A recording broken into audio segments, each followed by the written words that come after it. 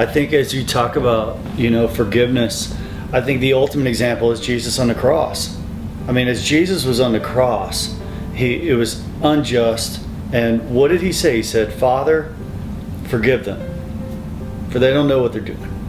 And I think that true forgiveness is basically saying, I'm going to release my right to get even.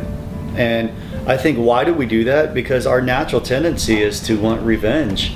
Our natural tendency is, how do I get even? How do I make this person hurt like I hurt right now? Because they need to feel what I'm feeling right now. I think that there has to come a time in your life where you just say, you know what? I'm going to release this. I'm going to leave room for God's wrath, and I'm going to let God take this over. So how do you do it? It's not forgetting. You can't forget what happened. You can't do mental gymnastics in your mind to say it didn't happen. It's not, true forgiveness is not a point where you say, I'm going to minimize this, or I'm going to pretend like it didn't happen. No, it's actually acknowledging, you hurt me, and when you said this, I felt like this. But then it's taking that next step of saying, I'm going to forgive you. And forgiveness isn't so much for the other person as it is for yourself. How do we rebuild trust back in a relationship? Okay, and I think that that's a separate issue from forgiveness.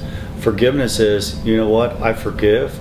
Everything from that point and behind it is forgiven. Now we're going to move ahead and we're going to rebuild trust. Trust takes time.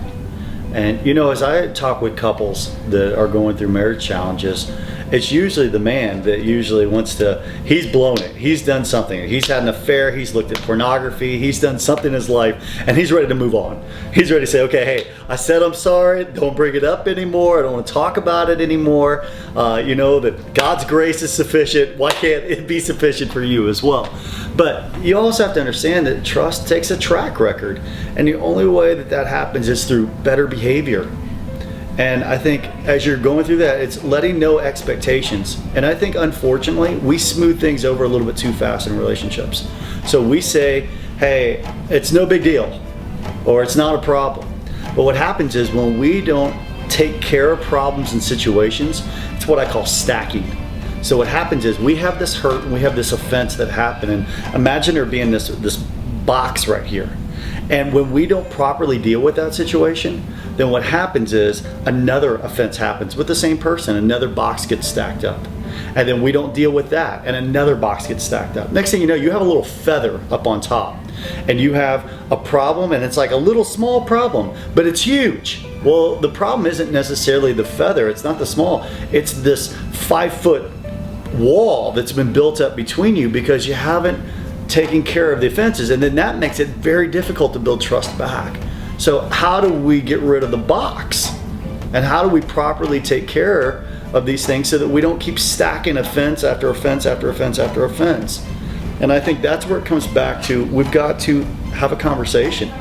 We've got to have a safe conversation around a difficult topic and say, when you said this, it made me feel like this.